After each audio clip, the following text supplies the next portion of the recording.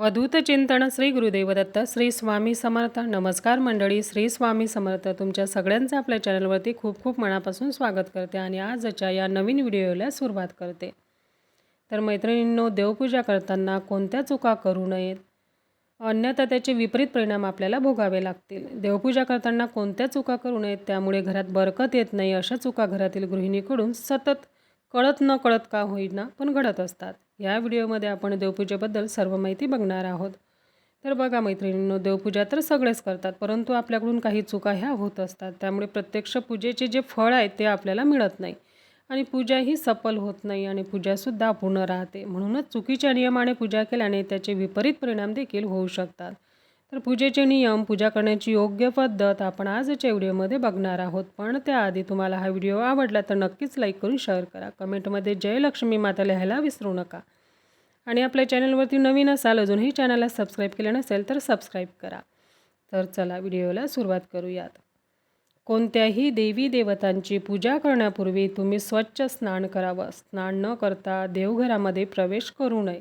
सर्वप्रथम तुळशीला जल अर्पण करून नंतर सूर्यदेवाला जल अर्पण करावं. सूर्यदेवांच्या उपासनेला खूप महत्त्व आहे. सूर्यदेवांची 12 नावे म्हणावीत पुढील प्रमाणे: ओम मित्राय नमः, ओम रवये नमः, ओम सूर्याय नमः, ओम भाणवे नमः, ओम खगाय नमः, ओम पुष्णे नमः, ओम हिरण्यगर्भाय नमः, ओम मरीचय नमः, ओम आदित्याय नमः, ओम सवित्रे नमः, ओम अर्काय नमः, ओम भास्कराय नमः, ओम ह्रीं गृणीः सूर्य आदित्य श्रीं. पुन्हा एकदा सांगते हा मंत्र. हा मंत्र देखील तुम्हाला म्हणायचा आहे. ओम ह्रीं गृणीः सूर्य आदित्य श्रीं. बघा मैत्रिणींनो, सूर्य ही एकमेव अशी देवता आहे की जी आपण आपल्या डोळ्यांनी बघू शकतो. सूर्यदेवांची पूजा, उपासना केल्याने भक्ताला उत्तम आरोग्य, समाजामध्ये मान, सन्मान, कीर्ती, यश प्राप्त होतं. शत्रुपीडा दूर होते. आरोग्याच्या सर्व तक्रारी दूर होतात. ज्यांना नेहमी आरोग्याविषयी तक्रारी आहेत त्यांनी आवर्जून सूर्यदेवांना जल अर्पण करावं. सूर्यदेवांची उपासना करावी. बघा, देवांची पूजा करण्यापूर्वी सर्वप्रथम देवघरामध्ये दिवा प्रज्वलित करावा. कोणतेही धार्मिक कार्य अग्नीच्या साक्षीने केलं जातं, म्हणून सर्वप्रथम देवघरामध्ये दिवा प्रज्वलित करावा. नंतर स्वतः बसायला आसन घ्यावं. खाली फरशीवर म्हणजे डायरेक्ट जमिनीवर बसून पूजा करू नये. तसेच स्त्रियांनी डोक्यावर साडीचा पदर किंवा ओढणी घ्यावी. पूजा करत असताना डोकं नेहमी झाकलेलं असावं. तसेच कपाळी कुंकू किंवा टिकली असावी. हातात काचेच्या कमीत कमी 2-2 बांगड्या तरी असाव्यात. देवांचे स्थान आपल्यापेक्षा उंच असावे हे लक्षात घ्या. पूजा करतेवेळी तुमचे तोंड उत्तर किंवा पूर्वेकडे असावे. देवपूजा करताना पूजेची वेळ ही योग्य असावी. ब्रह्ममुहूर्तावर केलेली देवपूजा याचे अनन्यसाधारण पुण्य आपल्याला मिळतं. पण एवढ्या लवकर पूजा करणे सहसा शक्य होत नाही. मग तुम्ही 7 नंतर 9:30 देवांना स्नान घालू शकता. ही पूजेची झाली दुसरी वेळ. कारण 9:30 नंतर 12 तुम्ही पूजा करू शकता. पण शक्य असेल तर सकाळी 7 ते 9:30 पूजा करून घ्यावी. परंतु मुलं लहान आहेत, शाळेत जातात, त्यांना टिफिन द्यावा लागतो. पती ऑफिसला जातात, त्यांना टिफिन द्यावा लागतो. स्वयंपाक आधी करायचा असतो. तर स्वयंपाक झाल्या लगेच देवपूजा करून घ्यावी. नंतर उर्वरित कामे करावीत. देव्हारा हा नेहमी घराच्या उत्तर पूर्व कोपऱ्यात असावा. देवघरातील कोणत्याही एका देवतेच्या एकापेक्षा जास्त मूर्ती असू नयेत. देवघरात शंख, घंटा हे असावेत. मात्र सूर्यास्तानंतर रात्री कुठेही घरात घंटा व शंख वाजवू नयेत, याबद्दल शास्त्रात उल्लेख आहे. देवपूजा करताना नेहमी 3 भांडे घ्यावीत. सर्व देवांना एका भांड्यात एकत्र स्नान करू नये, याने दोष लागतो. सर्वप्रथम गणपती बाप्पांना स्नान घालावं. ते तामणातील पाणी बाजूच्या भांड्यात काढून घ्यावं. नंतर दुसऱ्या देवतेला स्नान घालावं.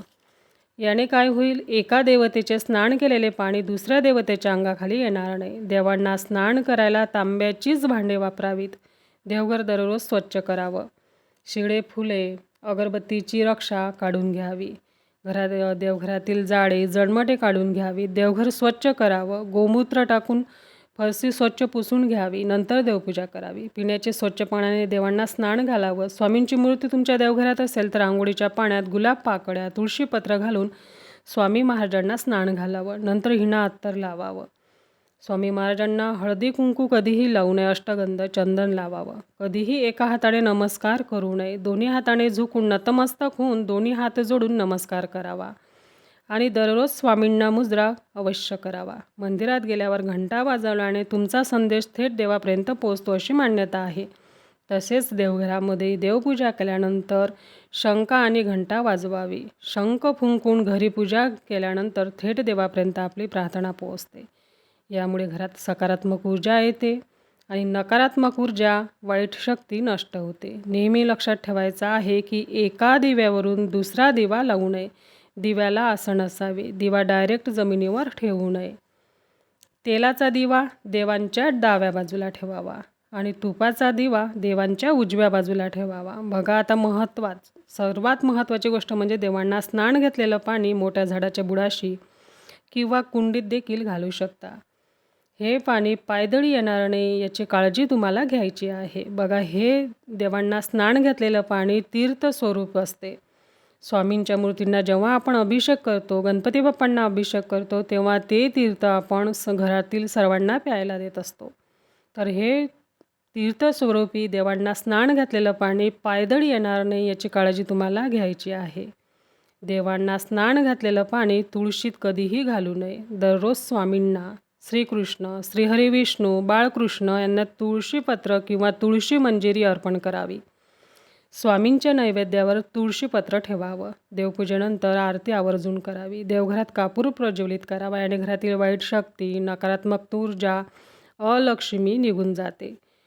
नंतर दूध साखरेचा, खडी साखरेचा किंवा एखादं फळ असेल फळाचा नैवेद्य दाखवावा. तसेच मैत्रिणींनो, देवघरातील दिवा हा खंडित नसावा, तुटलेला फुटलेला नसावा, स्वच्छ घासलेला असावा. दिव्याला तांदूळाचे आसन द्यावे किंवा फुलांच्या पाकळ्यांचे आसन द्यावे. दिवा डायरेक्ट जमिनीवर ठेवू नये. बघा, आपण स्वामींच्या फोटोला गुरुवारी हार अर्पण करत असतो, तर हा संध्याकाळीच काढून घ्यावा. शिळा हार तसेच फोटोवरती ठेवू नये. शिळे फुले देवांच्या चरणी ठेवू नयेत, ते लगेच काढून घ्यावीत. देवांना शिळे फुले देवांच्या चरणी ठेवू नयेत. तर मैत्रिणींनो, आजचा व्हिडिओ येथेच एंड करते. तुम्हाला देवपूजेचे नियम कळाले असतीलच. व्हिडिओ माहितीपूर्ण वाटला तर नक्कीच लाईक करून शेअर करा. झालेली सेवा स्वामी महाराजांच्या चरणी रुजू करते. तर भेटू पुन्हा. तोपर्यंत सर्वांना श्री स्वामी समर्थ.